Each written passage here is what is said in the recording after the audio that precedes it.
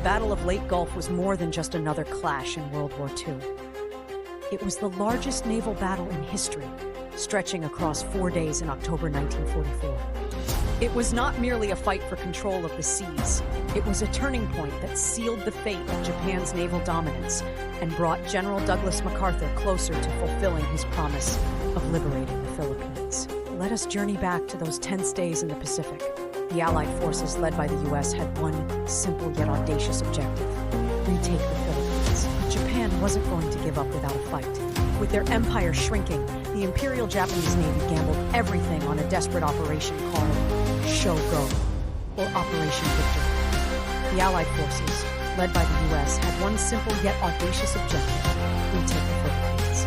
Picture this: October 23, 1944. The waters around the Philippines churned with tension as both sides prepared for the fateful encounter. The Japanese devised an ambitious pincer movement, deploying their forces to lure the Americans into a trap. Their mighty battleships and cruisers, led by seasoned admirals like Takeo Kurita, raced toward Leyte Gulf. But the U.S. Navy, under the sharp-eyed leadership of Admiral William Bull Halsey and Admiral Chester Nimitz, stood resolute. The battle exploded into chaos over the next 4 days, encompassing 4 large engagements: Sibuyan Sea, Surigao Strait, Cape Engano, and the Samar Waters. On the second day, Admiral Kurita's center force surged toward the American fleet, bolstered by the battleship Yamato, the largest and most fearsome battleship ever built.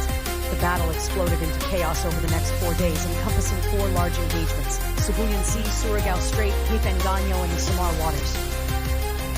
On the second day, Admiral Kurita's center force surged toward the American fleet, bolstered by the battleship Yamato, the largest and most fearsome battleship ever built.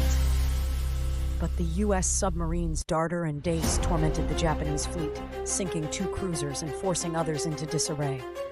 By the time Kurita reached the Sibuyan Sea, relentless American airstrikes inflicted further devastation, leading him to initially retreat, only to later spur a fateful decision to continue to Leyte Gulf. As this chaos unfolded, Japan's southern force, under Admiral Shoji Nishimura, attempted to advance through Surigao Strait, where the last pure battleship engagement in naval history took place.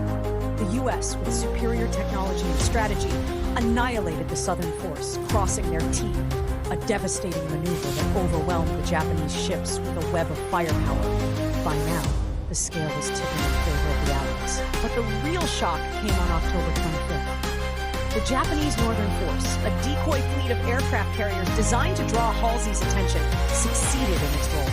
Halsey took the bait and raced northward, leaving the task of defending the landing forces at Samar to a smaller, inexperienced fleet known as Taffy 3. Left to face the might of Kurita's central force, Taffy 3 found themselves in a dire situation, outmatched and outgunned, yet poised to face the oncoming storm with unwavering resolve.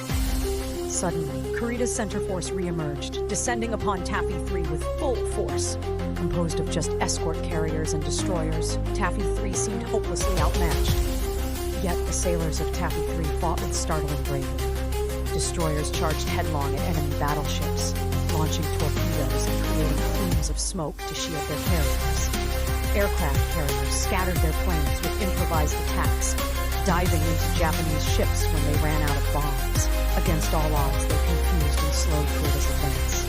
Eventually, Kurita, wary of further losses and uncertain of American reinforcements, made a stunning decision to retreat. With Japan's forces splintered and in retreat, the Battle of Leyte Gulf ended in a decisive Allied victory. Its impact was catastrophic for the Japanese.